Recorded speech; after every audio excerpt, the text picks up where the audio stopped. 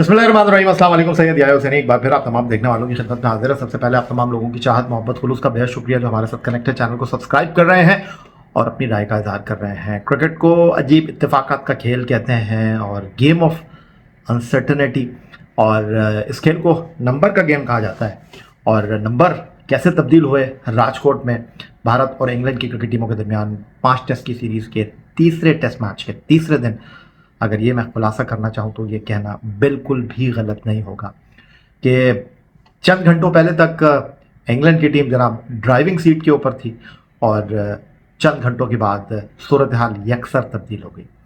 कल जब राजकोट में दूसरे दिन का खेल खत्म हुआ तो हर कोई सिर्फ बैन डकेट की शानदार टेस्ट क्रिकेट में तीसरी सेंचुरी के ऊपर बात कर रहा था।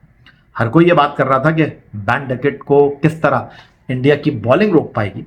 हर कोई ये बात कर रहा था कि रविचंद्रन अश्विन, जिन्होंने टेस्ट क्रिकेट में अपनी 500 विकेटें मुकम्मल की, जैक क्रॉली को मैच के दूसरे दिन आउट करके, और वो तीसरे दिन अपनी कुछ पर्सनल वजूहात की बिना पर बॉल डालने के लिए दस्तयाब नहीं होंगे, तो कैसे भारत की टीम जो है वो एक तजुर्बेकार बॉलर के बिना इंग्लिश टीम की बैटिंग बिलखुसूस बैन डकेट के आगे बंद बांध पाएगी।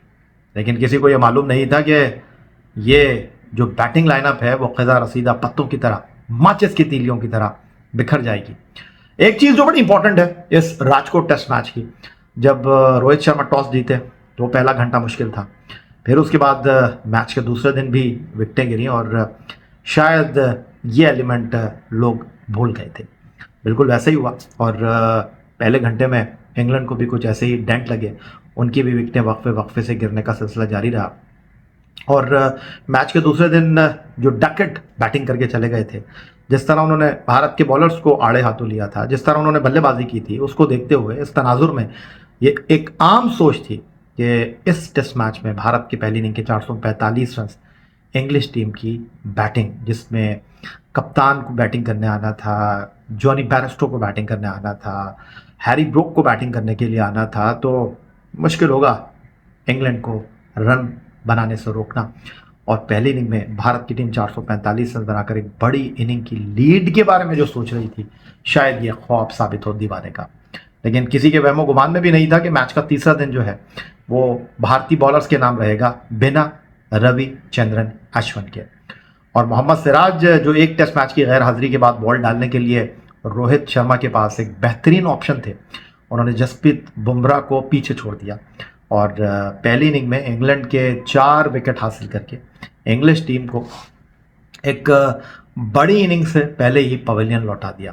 319 रन पर इंग्लैंड की पहली इनिंग खत्म होने का वाज़ेह मतलब ये था कि इंग्लैंड की जो आखिरी 7 विकेटें थी वो स्कोर में महज 94 रन का इजाफा कर सकी। और इंग्लैंड की पहली इनिंग अब 326 रन पर ख़त्म होने का सीधा और आसान मतलब यह है कि पहली इनिंग में 100 से ज़्यादा रन की बरतरी भारत की टीम को मिली और सोने पर सुहागा जब दूसरी इनिंग में भारत की टीम बल्लेबाजी करने के लिए आई तो पहली इनिंग के 2 नाकाम बल्लेबाज जिन्होंने सीरीज़ में सेंचुरियां बना रखी थी, जसवाल और उनके साथ शुभमन गिल, दोनों ही पड़ गए जनाब इंग्लिश बॉलर्स को। और अब बिल्कुल टेबल टर्न हो गए, अगर मैं कहूँ तो शायद ये कहना गलत नहीं होगा। और इस मैच के आदाद शुमार के ऊपर अगर मैं आपको लेकर चलता हूँ तो हालात काफ़ी बदले हुए दिखाई दे रहे हैं। हालात जो है वो काफ़ी सिमटे हुए दिखाई दे रहे हैं और कुछ 126 रन की पहली इनिंग की बढ़तरी के बाद दूसरी इनिंग में भारत ने 3.84 की औसत से 51 ओवर्स की बैटिंग में अपनी दूसरी इनिंग में 196 रन तक रसाई हासिल कर ली है। और उनको इस दौरान कप्तान रोहित शर्मा जो पहली इनिंग में सेंचुरी मेकर है और उनके साथ रजत पाटीदार जो कि इस बार दूसरी इनिंग में अकाउंट ओपन किए बगैर पवेलियन लौटे, इन 2 विकेटों का नुकसान हुआ है। और 165 रन दूसरे विकेट पर गिल और उनके साथ जसवाल की शराकत हुई है। खैर, मैं आपको यहां ये बताना भूल गया कि रिटायर हर्ट हो गए 104 रन बनाकर जसवाल। ये भारत के लिए कुछ अच्छी खबर नहीं है, लेकिन अभी क्रीज पर 65 रन बनाकर शुभमन गिल मौजूद हैं और सरफराज नौशाद खान जिन्होंने पहले इनिंग में भारत के लिए बड़ी शानदार बल्लेबाजी का मुजाहरा किया था, टेस्ट क्रिकेट में अपनी पहली शिरकत को 66 गेंदों पर 62 रन के साथ यादगार बनाया था, उनको याद रहे अभी बल्लेबाजी करने के लिए आना है। और इस मैच में भारत की बढ़तरी 322 रन की है, 2 दिन 6 सेशन का खेल बाकी है और नौशाद ने अगर पहली इनिंग की तरह दूसरी इनिंग में भी मारधाड़ कर दी तो इंग्लैंड को इस टेस्ट मैच में एक लंबे स्कोर का सामना करना पड़ेगा। बट अब यहां सवाल यह उठता है कि क्या सोच रहे होंगे रोहित शर्मा? क्या वो सहल होंगे, अपने आप को रिलैक्स फील करेंगे?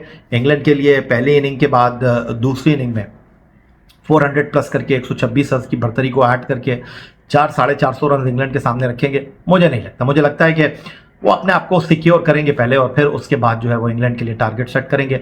कहीं नहीं गया मैच के चौथे दिन का पहला सेशन। मुझे नहीं लगता कि भारत की टीम इस बारे में सोचेगी। थोड़ा सा कॉशियस खेलेंगे, उसके बाद रन्स की रफ्तार को बढ़ाने की कोशिश करेंगे, स्कोर बोर्ड के ऊपर हिंसे तब्दील करने की कोशिश करेंगे और उनके जहन में ये बात होगी कि भाई याद रखना है हमको Rajiv Gandhi international cricket stadium Hyderabad, Deccan का पहला टेस्ट मैच जहां हम 190 की लीड लेकर जो है ओले पॉप के सिंगल हैंडेडली परफॉर्मेंस के बाद हार गए थे। फर्क यहां पर यह है कि वहां पर भारत की टीम सेकंड इनिंग खेल रही थी, यहां पर भारत की टीम इंग्लिश टीम को हदफ देगी। मैच के आदादोशुमार की तरफ वापस आ जाते हैं। भारत की पहली इनिंग 445 रन के जवाब में, जहां भारत के लिए 131 रन शर्मा ने स्कोर किए थे, 112 रन रविंद्र जडेजा ने स्कोर किए थे।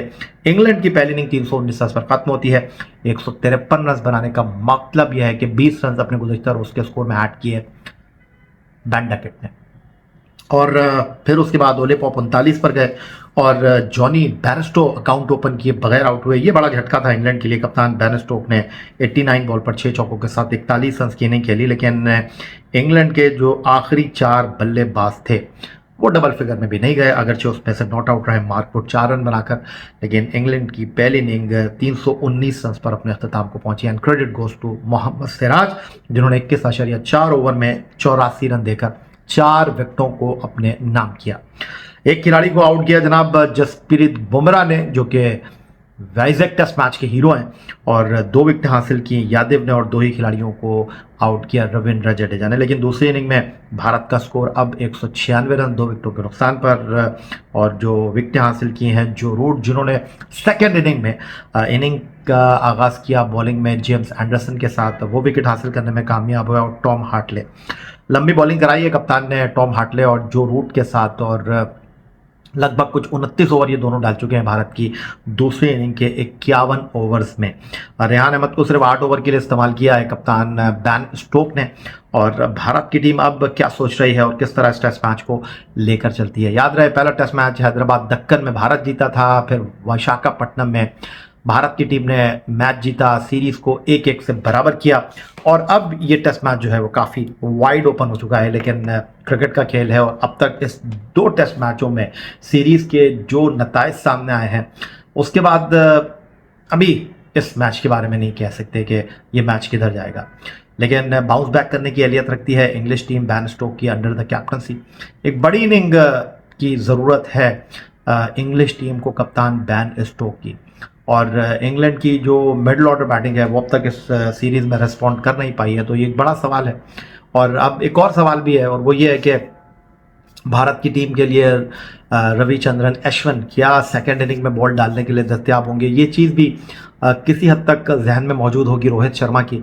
और अगर सेफ साइड की मैं जिस तरह बात कर रहा था कि वो ये सोच रहे होंगे कि इंग्लैंड को कम से कम 500 रन का आप टारगेट सेट करें, क्योंकि उनको इंग्लैंड की जारहा मिजाज बल्लेबाजी का बखूबी अंदाज़ा है कि जब वो मारने पर आते हैं तो फिर तो 500 रन बचाना भी मुश्किल हो जाएंगे, और एक दिन में उनके लिए ये करना नामुमकिन नहीं है 90 ओवर की बैटिंग में। तो वो चाहेंगे कि अपने आप को थोड़ा सा साउंड करें, थोड़ा सा सिक्योर करें। और अभी नहीं पता कि रविचंद्र अश्विन जो हैं वो आ रहे हैं, लेकिन कम से कम इस बात की तो उनको उम्मीद होगी कि वो 5वें दिन शायद आ जाए। तो इसके लिए वो चाहेंगे कि अपने बॉलर्स को किस तरह 5वें दिन के लिए वो कितने ओवर के लिए चौथे दिन इस्तेमाल करते हैं।